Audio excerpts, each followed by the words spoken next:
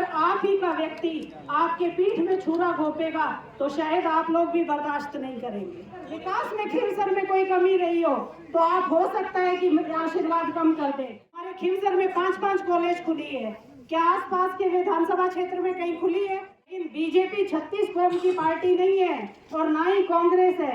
आपको जाति धर्म के नाम पे बांटेगी, आपसे वोट लेगी।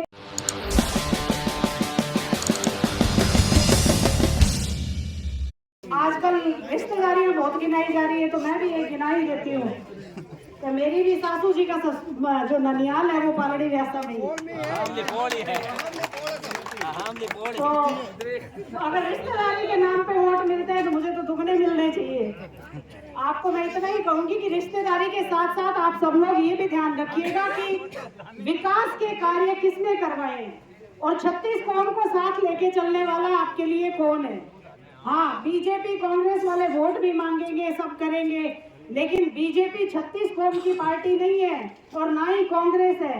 आपको जाति धर्म के नाम पे बांटेगी, आपसे वोट लेगी, लेकिन आपके बीच में जब आपको जरूरत होगी तो सिर्फ इतना कहा जाएगा कि आल तो पूछा, ऊपर पूछना पड़ेगा उनको कि आपके लिए वो खड़े हो सकते हैं या नहीं हो सकते, विधानसभा में आपके लिए बोल सकते हैं या नहीं बोल सकते। ऊपर से पर्ची आएगी तो बोल सकेंगे, नहीं आएगी तो नहीं बोल सकेंगे। इसलिए आपको इस चीज को ध्यान रखना है कि सर्व समाज के लिए कौन लड़ाई लड़ सकता है और आम आदमी को इस चुनाव में जागरूक होना होगा कि आपको किसी जो अपना व्यक्तिगत फायदा सोचता है उसके बहकावे में नहीं आकर आपको हमेशा उस आदमी का साथ देना है जो आपके लिए दिन रात मेहनत कर रहा है। हाँ, अगर विकास में खिवसर में कोई कमी रही हो तो आप हो सकता है कि आशीर्वाद कम कर दे, लेकिन विकास के नाम पे तो कोई दोनों पार्टियों में से आपसे वोट भी नहीं मांगेंगे क्योंकि उनके पास कहने को कुछ है ही नहीं।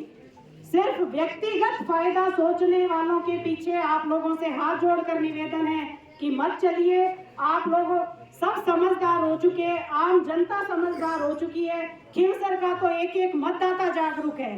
खिवसर उधर थली बेल्ट से ऐसी लीड आ रही है कि यहाँ आते आते हम बहुत आगे निकल जाएंगे, पता ही नहीं चलेगा। इसलिए आप भी सुनिश्चित करें, पालड़ी व्यासा भी सुनिश्चित करें कि हमारी भागीदारी भी जीत में रहनी चाहिए। आपको आने वाली 13 तारीख को राष्ट्रीय लोकतांत्रिक पार्टी को ज्यादा से ज्यादा मतदान देकर, माताएं बहनें भी यहाँ बैठी है, जब को मैं हमें रिश्तों बताए विंग नाते था, घर घर जाए अपन वोट मांग लीजो। बेटियां भी बैठी है, आप लोगों को भी सोचने की जरूरत है कि क्या बीजेपी और कांग्रेस आपके लिए लड़ाई लड़ रही है। आसपास की विधानसभा उठा के देखो आप, जहां बीजेपी की सरकार है, जहां बीजेपी के विधायक चुने हुए हैं, क्या वहां काम हो रहा है? हमारे खिवसर में 5-5 कॉलेज खुली है, क्या आसपास के विधानसभा क्षेत्र में कहीं खुली है?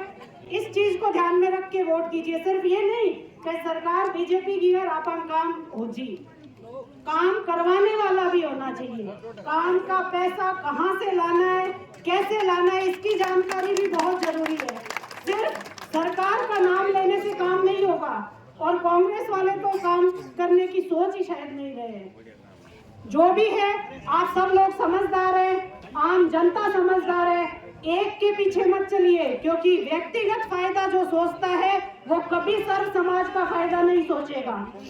आज तक नेताजी ने हमेशा आपके बीच में रहकर आपकी सेवा की है। जो आज से 1 साल पहले ये कहते थे कि नेताजी दिन रात मेहनत कर रहे हैं, रात को 1-1 बजे आपके लिए जगकर मेहनत कर रहे हैं, अगर आज वो आपको ये कहते हैं कि हमें कुछ नहीं दिया, तो एक आदमी को सब कुछ नहीं दिया जा सकता है और अगर कुछ चाहिए हो तो उसके लिए धैर्य रखना होता है। अपने फायदे के लिए इस तरह से अगर आप ही का व्यक्ति आपके पीठ में छुरा घोंपेगा तो शायद आप लोग भी बर्दाश्त नहीं करेंगे।